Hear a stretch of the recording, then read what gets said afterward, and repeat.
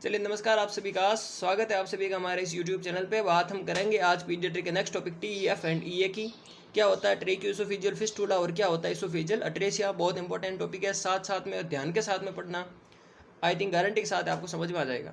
ठीक है, वही वापस शुरुआत वाली बात की, जिन लोगों ने अभी तक प्ले लिस्ट नहीं देखी बिल्कुल जाकर के आप प्ले लिस्ट में जाइए। क्विक रिवीजन फॉर एग्जाम 2022, वहाँ पे आपको सारे वीडियो मिलेंगे। क्योंकि आपका बार बार यही क्वेश्चन रहता है कि सर वीडियो नहीं है, वीडियो नहीं। वहाँ पे सब वीडियो पढ़े, वहाँ पे आप देखिए। और नीचे अगर टेलीग्राम का, उसमें डिस्क्रिप्शन में लिंक भी होगा टेलीग्राम का, तो वहाँ पे जाकर के आप टेलीग्राम लिंक से टेलीग्राम ज्वाइन कर सकते हैं। ठीक है, सबसे लास्ट में आपको मिलेगा, चैनल में जाओगे तो वहाँ पे लिंक मिल जाएगा। तो शुरू करते हैं TEF और EA।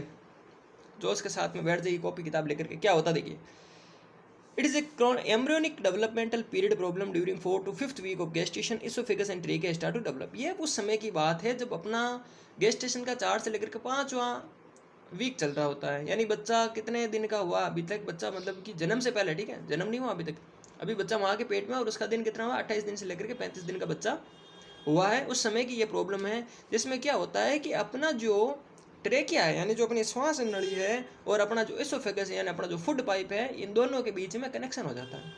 आपस में गठजोड़ कर लेते हैं बेटे दोनों, कि उस टाइम बन रहा होता बच्चा।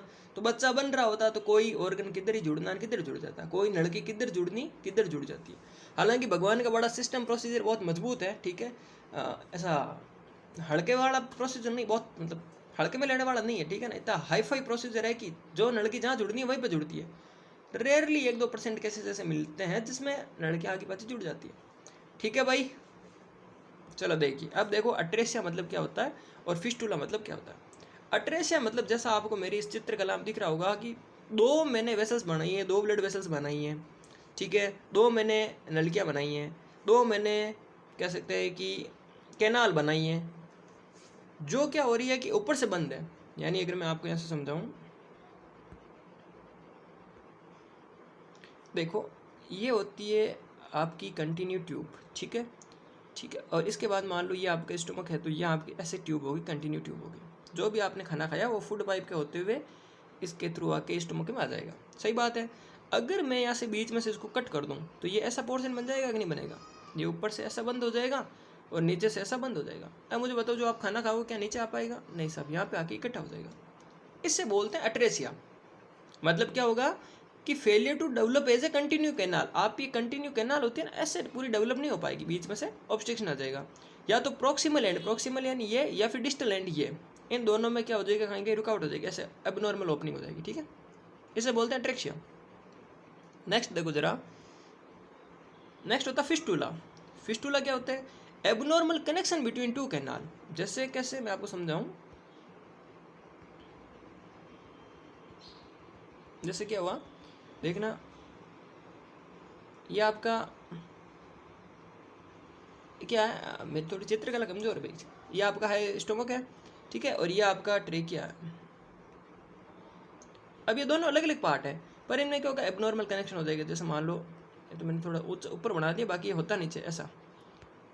यार इसको ऐसा करो, इस ट्रेकिया को आप,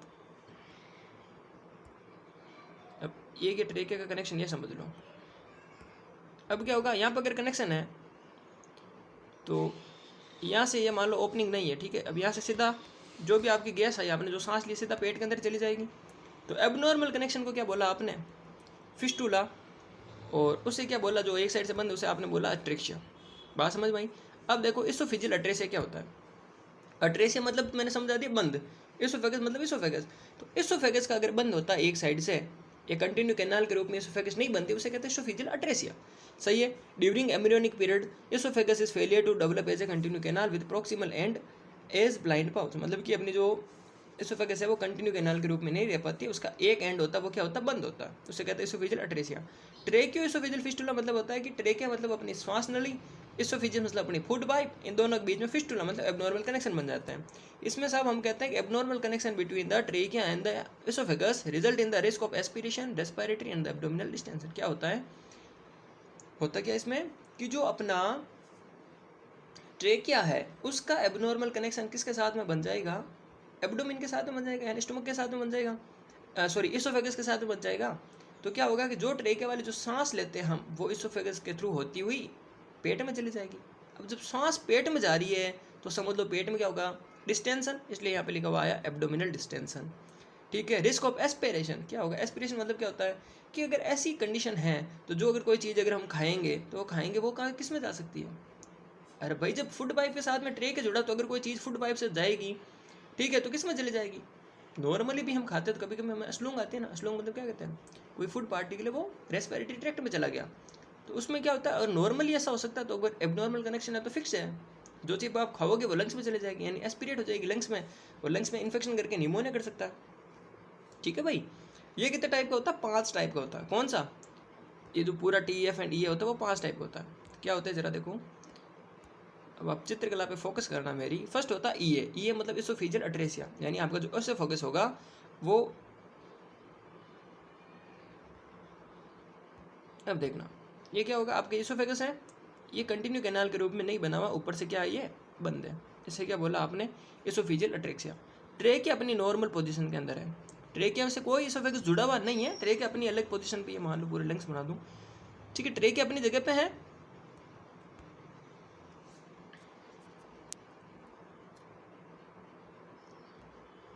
ठीक है, नेक्स्ट बात करते हैं सेकंड में।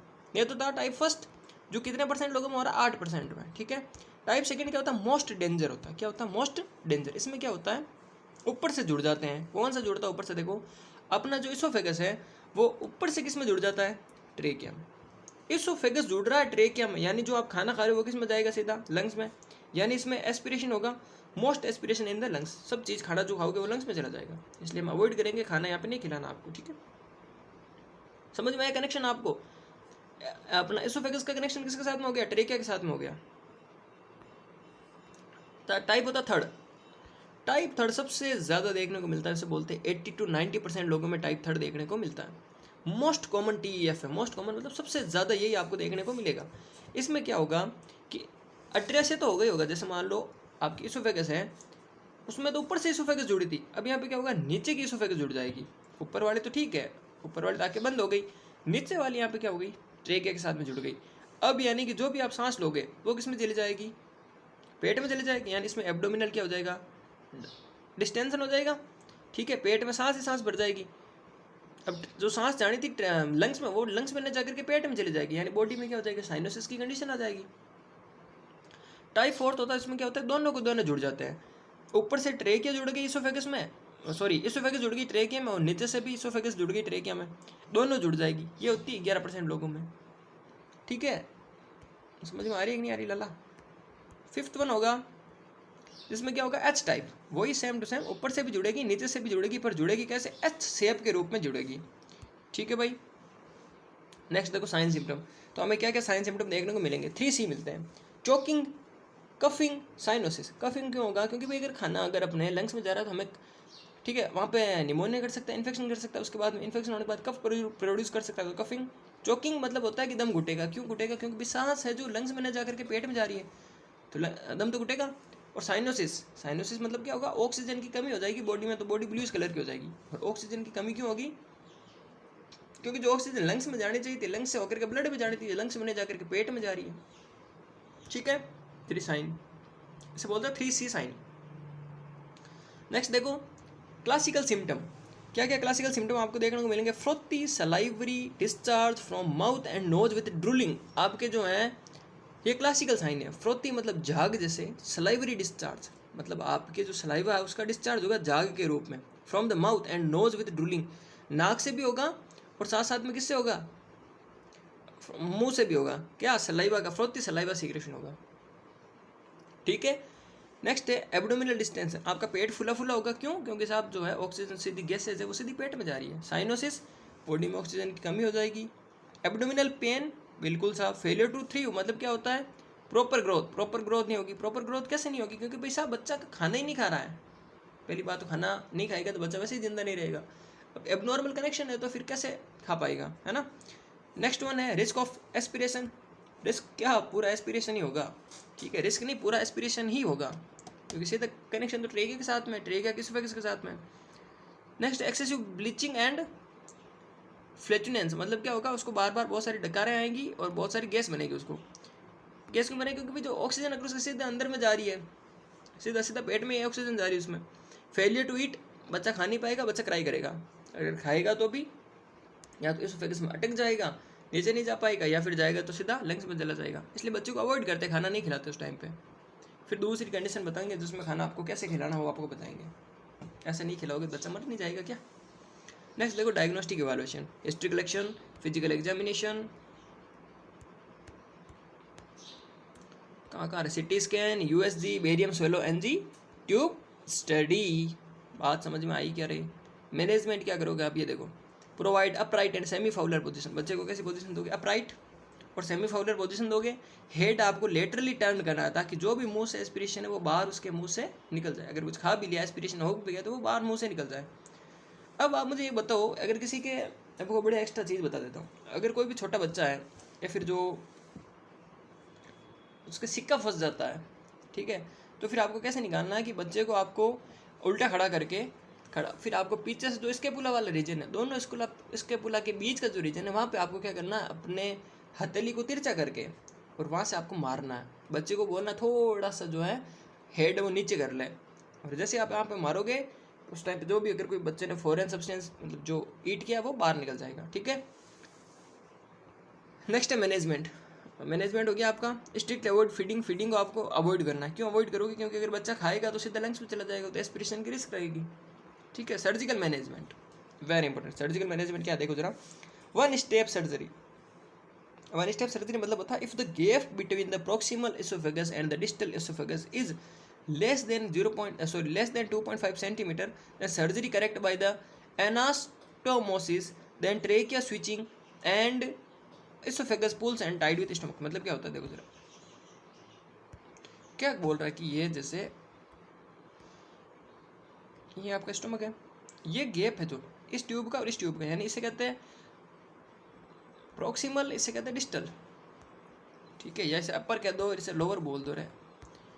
अब क्या होता है कि अगर ये गैप 2.5 सेंटीमीटर तक का है तब तो कोई प्रॉब्लम नहीं है। तो क्या करेंगे, अगर 2.5 सेंटीमीटर का होगा तो क्या करेंगे बता आपको, ऐसा करेंगे हम, एक सेकेंड, इसको नीचे खींचेंगे, इसको थोड़ा ऊपर खींचेंगे, इसको वापस थोड़ा नीचे खींचेंगे, इसको ऊपर खींचेंगे, फिर इन दोनों को यहाँ पर टाइट कर देंगे, मतलब बांध देंगे, ठीक है। अगर यहाँ से सपोज ट्रेके जुड़ी हुई है तो ट्रेके को यहाँ से हम बांध देंगे।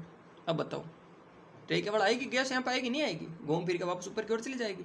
और अगर यहाँ पर गैस पड़ी रहे तो पड़ी रहे, हमें कौन सी प्रॉब्लम करती है, पर अंदर नहीं आनी चाहिए, समझ में। इसे कहते हैं एनास्टोमोसिस। आपको वीडियो देखने की भी जरूरत नहीं, क्या होती है प्रोसीजर, सब आपको साथ में समझा रहा हूँ, है ना। नेक्स्ट देखो टू स्टेप सर्जरी क्या होता है। If the gap is greater than 2.5 centimetre, अगर जो गैप है वो 2.5 सेंटीमीटर से ज़्यादा है, then the first apply gastrostomy tube. मतलब क्या होता है कि 2.5 सेंटीमीटर से ज़्यादा है तो हम चमड़ी को ऐसे खींच तो नहीं सकते, क्योंकि चमड़ी अभी छोटी है, तो हम वेट करेंगे चमड़ी बड़ी कब हो, और चमड़ी बड़ी कब होगी, जब बच्चा बड़ा होगा। तो बच्चा बड़ा होगा तब तक हमें वेट करना पड़ेगा, यानी हमें वेट करना पड़ेगा जब तक बच्चा 1 साल का नहीं हो जाए।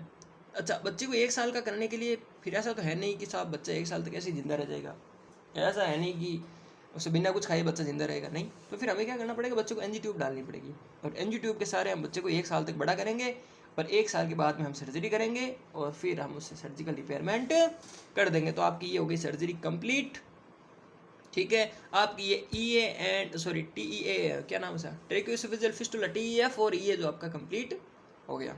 सर्जरी समझ में आई क्या।